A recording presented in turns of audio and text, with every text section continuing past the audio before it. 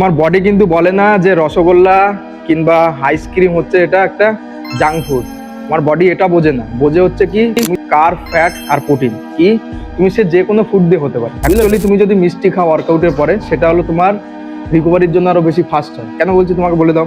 মিষ্টির মধ্যে প্রধানত কি বললাম থাকে হচ্ছে কি সুগার থাকে, মানে ফ্রুক্টোজ, আর হচ্ছে তোমার সিম্পল কার্ব, যেটা তোমার ওয়ার্কআউটের পর কি কি কি কি হয়, গ্লাইকোজেন ডিপ্লিট হয়ে যায়। সেই সময় তোমার তো গ্লাইকোজেনকে রিফিল করতে হবে। সেই সময় রসগোল্লা অ্যাকচুয়ালি তোমাকে হেল্প করতে পারে, কারণ সেই টাইমে আমাদের ইনসুলিন সেন্সিটিভিটি হাই থাকে। ইনসুলিনের কাজ কি? নিউট্রিশনকে নিয়ে ট্রাভেল করা মাসেলের মধ্যে, যেখানে যেখানে দরকার সেখানে সেখানে। তো সেই টাইমে তুমি যদি খাও তুমি মিষ্টি, সেই টাইমে তোমার নিউট্রিশনের মাসেলের মধ্যে ভালো পুশ করতে পারবে। খেলে ইনসুলিনকে কিন্তু সবাই ভিলেন ভাবে, অ্যাকচুয়াল কিন্তু বডি বিল্ডিং এর ক্ষেত্রে ইনসুলিন হচ্ছে একটা মোস্ট অ্যানাবলিক হরমোন তোমরা বলতে পারো। কিন্তু তুমি কোন ফুডটা খাচ্ছ সেটা ম্যাটার করে না।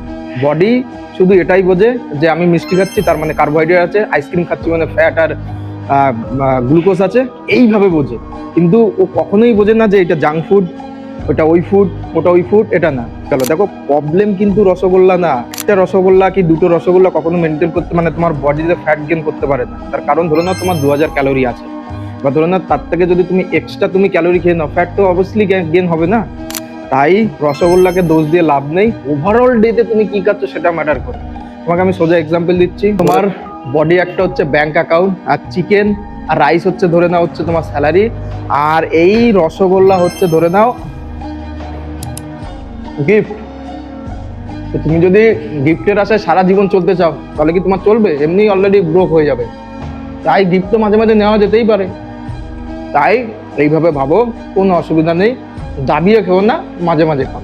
তোমার ডায়েটের 80 কি 90% তুমি র ফুড দিয়ে নিলে, মানে কমপ্লেক্স কার্ব হয়ে গেল, প্রোটিন হয়ে গেল, চিকেন হয়ে গেল, এগ হয়ে গেল। 10% তুমি এইসব জাঙ্ক ফুড তুমি খেতেই পারো। জাঙ্ক না মানে এই মিষ্টি মিষ্টি তুমি খেতেই পারো, তাতে কোনো এফেক্ট করে না। কারণ তোমার বডি ওইভাবে বোঝে না, ও বোঝে হচ্ছে কি ক্যালোরি সারপ্লাসে আছে না ডেফিসিয়েটে আছে।